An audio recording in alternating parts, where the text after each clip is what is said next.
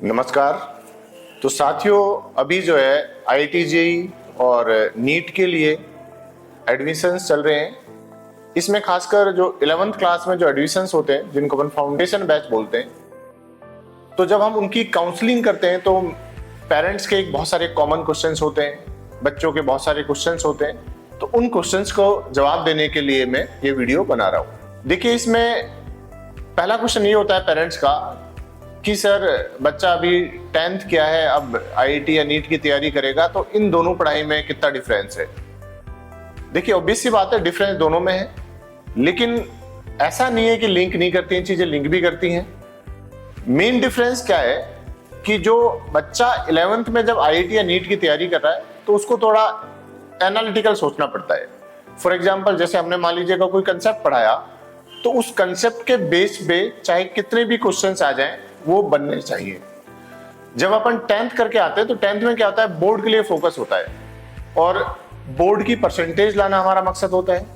और देखिए, बोर्ड का जो मेन एम है वो होता है मैक्सिमम बच्चों को पास करना। और जो ये एग्जाम होते हैं IIT JEE या नीट, इनका जो मेन एम होता है बच्चों को रिजेक्ट करना। तो मैक्सिमम बच्चे यहाँ पे रिजेक्ट होते हैं। इसलिए जो पूछने का तरीका है, जो क्वेश्चंस होते हैं, वो इस तरीके से पूछे जाते हैं बच्चे को लैंग्वेज में फंसाया जाए। तो हम लोग हमेशा इस चीज पे ध्यान देते हैं कि बच्चे की जो लैंग्वेज को इंटरप्रेट करने की जो कैपेबिलिटी है वो अच्छी हो जाए। तो इस दौरान क्या होता है कि बच्चा कई बार उस चीज को फॉलो नहीं करता है। जैसे हम बच्चों को, मान लीजिएगा कोई बच्चा शुरू में एडमिशन लेता है, तो हम बच्चों को प्रॉपरली बोलते हैं कि भाई आप 6 कॉपियां बनाइए, 3 क्लास की कॉपी है, 3 जो है होमवर्क की कॉपी है। तो आपको जो क्लास में पढ़ाया जा रहा है, घर पे जाके उसको आप 10-5 मिनट रिवाइज करिए। फिर जो भी आपको होमवर्क में 20 से 30 क्वेश्चन मिलते हैं, आप उनको जो है अपनी जो होमवर्क की कॉपी है उसमें करके आए और नेक्स्ट डे क्लास में पूछें। तो इस रूटीन में क्या होता है कि बच्चे की जो कंसेप्ट है, जो कहीं मान लो क्लास में कम समझ में आया, तो अगले दिन वो वापस पूछ लेता है।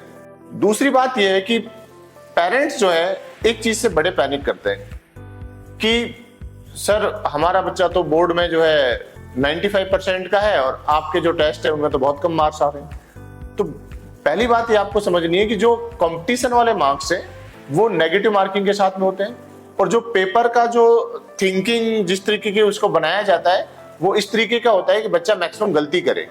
इस वजह से जो स्कोर है वो कम आता है। और ऑल्दो आप ये सोचिए ना, जिस एग्जाम की बच्चा तैयारी कर रहा है उसकी कट ऑफ कितनी जाती है। अगर उस कट ऑफ के अराउंड अपना स्कोर हो रहा है तो इसका मतलब हमारा बच्चा ढंग से पढ़ रहा है। इसमें देखिए, पेरेंट्स का जो एक रोल है शुरुआती डेज में बहुत इंपॉर्टेंट रोल प्ले करता है कि घर पे बच्चे की जो एक्टिविटी है वो क्या है। एक तो प्रॉपरली घर पे बच्चा जो है टेबल चेयर पे बैठ के पढ़े, और मिनिमम जो है 4 to 6 आवर अपने जो आप क्लास में पढ़ाया गया है उसको रिवाइज करने के लिए टाइम दे। देखिए, पेरेंट्स ये भी क्वेश्चन करता है कि सर हम तो साइंस बैकग्राउंड के नहीं है तो हम कैसे पढ़ाएंगे। भाई, पढ़ाना नहीं है आप लोगों को, आपको सिर्फ क्या करना होता है, आपको अपने बच्चे से बात करनी होती है। अच्छा बेटा बताइए, फिजिक्स वाले सर ने क्या पढ़ाया, केमिस्ट्री वाले सर ने क्या पढ़ाया, बायो वाले ने क्या पढ़ाया।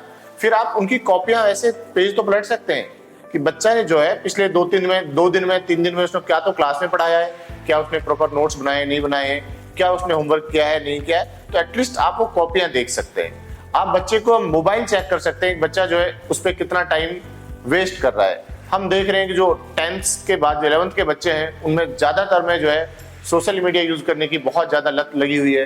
तो उसका आप जो यूज है उसको मिनिमाइज कराएं, धीरे धीरे उसको छुड़वाएं। तो ये कुछ बातें हैं जिनको जो है ध्यान रखना चाहिए। और स्कोर का जो एक प्रेशर होता है ना, उसको बच्चे पे ना बनाएं। एटलीस्ट आप इनिशियल जो है 2-3 मंथ्स आप बच्चे को जो कोचिंग वाला जो प्रेशर वाला थोड़ा इन्वायरमेंट होता है उसमें ढलने दें। मान लीजिएगा सपोज दैट एक बच्चे के मान लीजिएगा 30% मार्क्स आते हैं, तो वो ऐसा लगता है पेरेंट्स को सर ये तो 95 से 30 ही आ रहे हैं, बच्चा तो फेल तो नहीं हो जाएगा। ऐसा बिल्कुल भी नहीं होता है। वो जो परसेंट है वो धीरे धीरे करके उस एग्जाम के अकॉर्डिंग वो स्कोर करने लग जाएगा और वो जो परसेंट है अच्छा हो जाता है। देखिए, अगर आप और कोचिंग बच्चे की तरफ ध्यान नहीं देंगे तो धीरे धीरे जो है उसका मन वहां से हट जाता है। तो इसलिए जो इनिशियल 2 महीने हैं उनमें पेरेंट्स, स्टूडेंट और कोचिंग के जो स्टाफ है, चाहे मैनेजमेंट है, चाहे एकेडमिक वाले फैकल्टी है, उन सबका एक मिला जुला असर रहता है जिससे बच्चे को उस ट्रैक पे लाया जाए, उस लेवल पे लाया जाए जहां उसकी IIT JEE और नीट की जो प्रिपरेशन है उसको एक डायरेक्शन दी जाए जिससे वो बच्चा आगे जाके इन एग्जाम में सेलेक्ट हो। Thank you.